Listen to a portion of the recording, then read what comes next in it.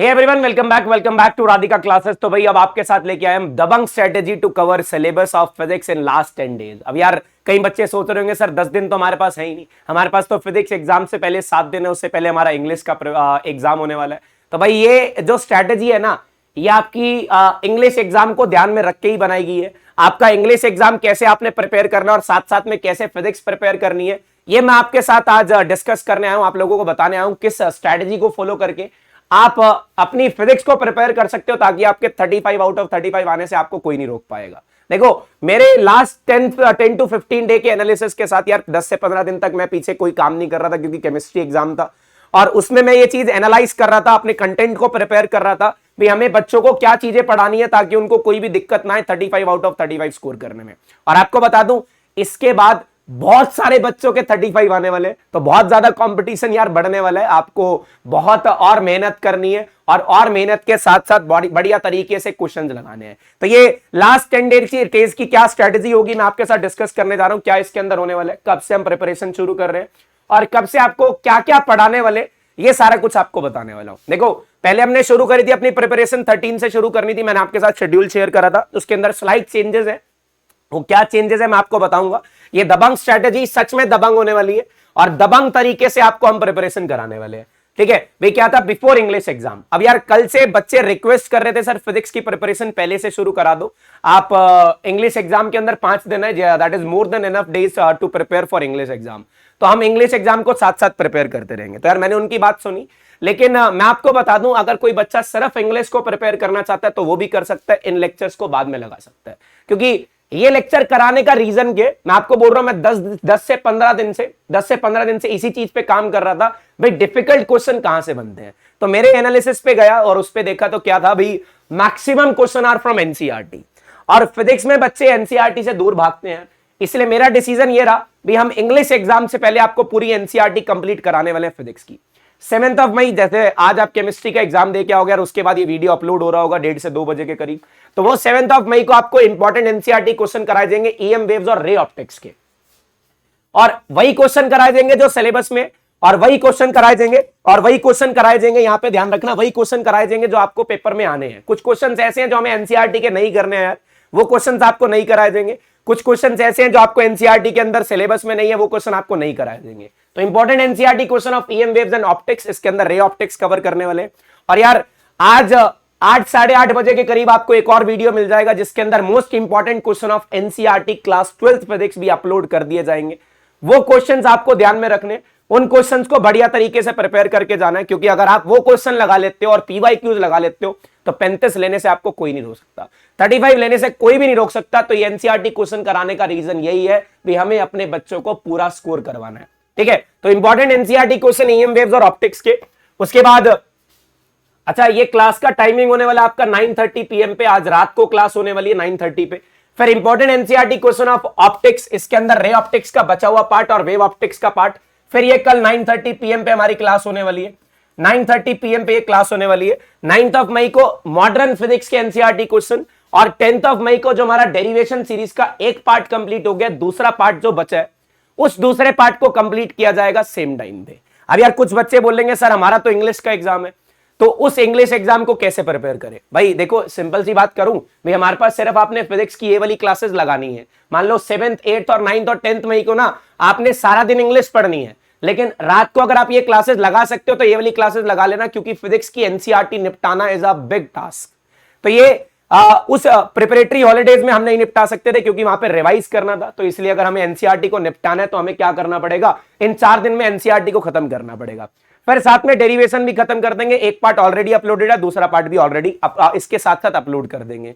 अब फिर इसके बाद आता है हमारे पास 11th और 12th मई को आपको सिर्फ इंग्लिश प्रिपेयर करनी है, आपको फिजिक्स बिल्कुल नहीं पढ़नी है यार, आपको अपना इंग्लिश प्रिपेयर करना है। और 8th 9th और 10th को भी आपको पूरा दिन इंग्लिश पढ़नी है, सिर्फ रात को जाके या शाम को जाके सिर्फ फिजिक्स का एक लेक्चर जिसके अंदर एनसीईआरटी क्वेश्चंस होंगे वो आपने अटेंड करना है।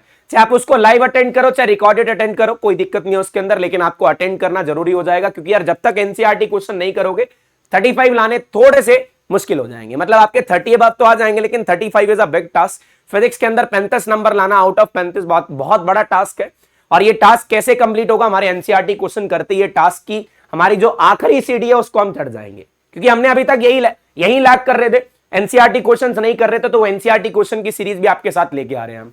ठीक है, अब इसके बाद आते हैं हमारे पास आफ्टर इंग्लिश एग्जाम।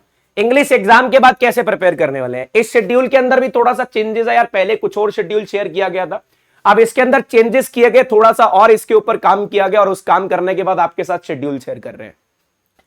13 मई को आपका ईएम वेव्स रिवीजन होगा विद पीवाईक्यूज, ये एक ही क्लास में कंप्लीट कर दिया जाएगा। 9:30 PM पे ये क्लास आने वाली है, 9:30 PM पे क्लास स्टार्ट होगी आपकी। और उसके बाद 14 मई को ray optics revision and PYQs, लेकिन ये बहुत बड़ा लेंथी चैप्टर है यार, ये दोनों चैप्टर हमें बचाने, इसलिए बता दूं ये 9:30 AM पे भी एक क्लास होगी और 9:30 PM पे भी एक क्लास होगी, मतलब ये 2 क्लासेस में कवर किया जाएगा।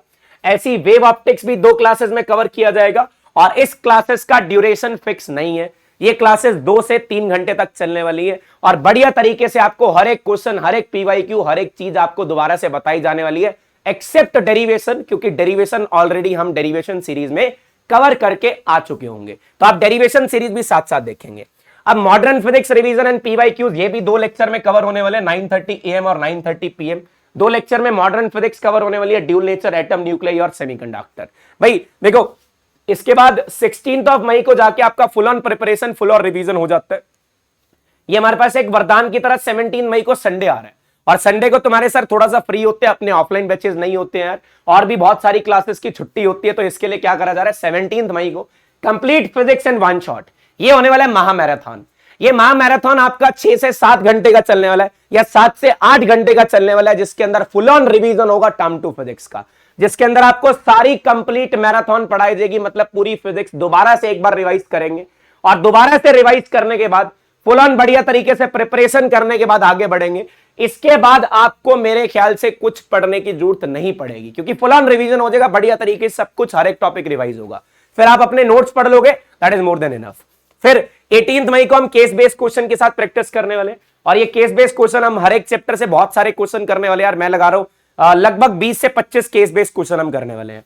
और फिर सीबीएसई सैंपल पेपर का भी डिस्कशन करेंगे यार, सीबीएसई सैंपल पेपर के अंदर कौन कौन से किस लेवल के क्वेश्चन आए हुए हैं, ये भी हम डिस्कस करने वाले हैं। फिर आएंगे 19 मई, हमारा आखिरी दिन फिजिक्स का, उसके बाद हृदय बैच और ये राधिका क्लासेस के साथ आपका सीबीएसई का सफर यहीं पे खत्म हो जाएगा फिजिक्स के लिए। मैथ्स का बाकी है, नीट बाकी है, जेई बाकी है, उसके भी धमाके होने वाले हैं, जल्दी धमाके करेंगे।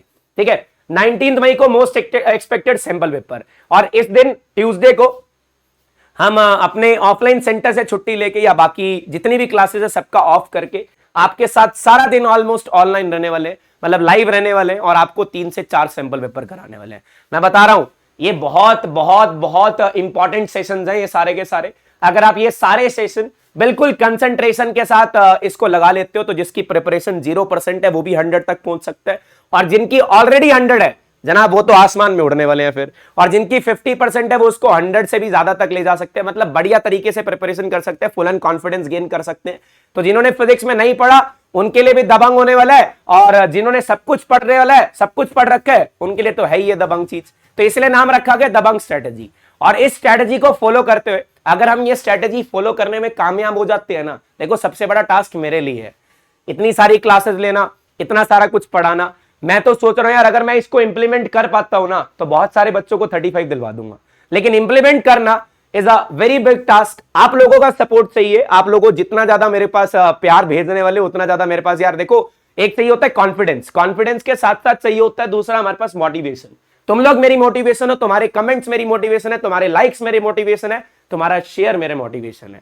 ठीक है, तो मुझे मोटिवेट करते रहो यार, जितना मैं मोटिवेट रहूंगा उतनी ज्यादा क्लासेस आएंगी, और साथ साथ इसके स्ट्रेटेजीज भी आएंगी, मोटिवेशनल वीडियोस भी आएंगी। इन 8-10 दिन में हम बहुत आगे तक आपको लेके जाने वाले। मतलब मोटिवेशन क्यों रिक्वायर्ड है यार, पढ़ सब कुछ लेते हैं बच्चे लेकिन उसके बाद एग्जाम में जाके घबरा जाते हैं। तो कैसे काम रहने, कैसे मोटिवेट रहने, कैसे एग्जाम को अटेम्प्ट करना है, कौन कौन सी चीजें आपके एग्जाम में आने वाली है और कौन कौन सी चीजें नहीं आने वाली है, क्या चीज आपको बिल्कुल जरूरी पढ़ के जाना है और किस चीजों को आप स्किप कर सकते हो, ये सारा कुछ आपके साथ अगले 8-10 दिन में डिस्कस करने वाला हूं। तो ये 8-10 दिन राधिका क्लासेस के साथ आपके बहुत इंपॉर्टेंट होने वाले हैं, तो इन चीजों को स्किप मत करना। ये मेरी अपनी स्ट्रैटेजी थी, किसी को लग रहा है भी उसको इंग्लिश प्रिपेयर करनी है, you can prepare for English exam, उसके बाद आप फिजिक्स के लेक्चर लगा सकते हो, उसके अंदर भी कोई प्रॉब्लम नहीं है। आप अपनी स्ट्रैटेजी बनाओ, उसके बाद अपनी स्ट्रैटेजी के हिसाब से थोड़ी सी ज्यादा मेहनत करो, अपने पिछले वाले लेक्चर्स को कवर करो और उसके बाद फिजिक्स प्रिपेयर करना। All the very best for your exam. बढ़िया तरीके से फोड़ के आना। केमिस्ट्री तो बढ़िया गया ही होगा आपका, और अब इंग्लिश भी बढ़िया जाना चाहिए। फिजिक्स की जिम्मेवारी मेरी है, मैथ्स की जिम्मेवारी मेरी है, बायो की जिम्मेवारी मेरी है। बायो की भी मैराथन आएगी, मैथ्स की भी मैराथन आएगी। तो भाई बढ़िया तरीके से प्रिपरेशन करते रहो। कोई भी दिक्कत हो कमेंट करो, डीएम करो, इंस्टाग्राम पे जाके फॉलो करो और वहां पे जाके मैसेज कर दो, हम तुम्हारे साथ हैं। ठीक है, तो बढ़िया तरीके से प्रिपेयर करो और वीडियो को लाइक जरूर कर देना। और तुम्हारा पता है, तुम्हारा जो मेरा मोटिवेशन है, तुम्हारा लाइक हो जाएगा, तुम्हारा शेयर हो जाएगा और तुम्हारा प्यारा सा कमेंट हो जाएगा। Thank you so much. Will meet you in the classes with the dabangg strategy NCERT important question की वीडियो आज रात को अपलोड हो जाएगी पहले सेशन में। आज रात को 9:30 बजे मिलेंगे। Thank you so much.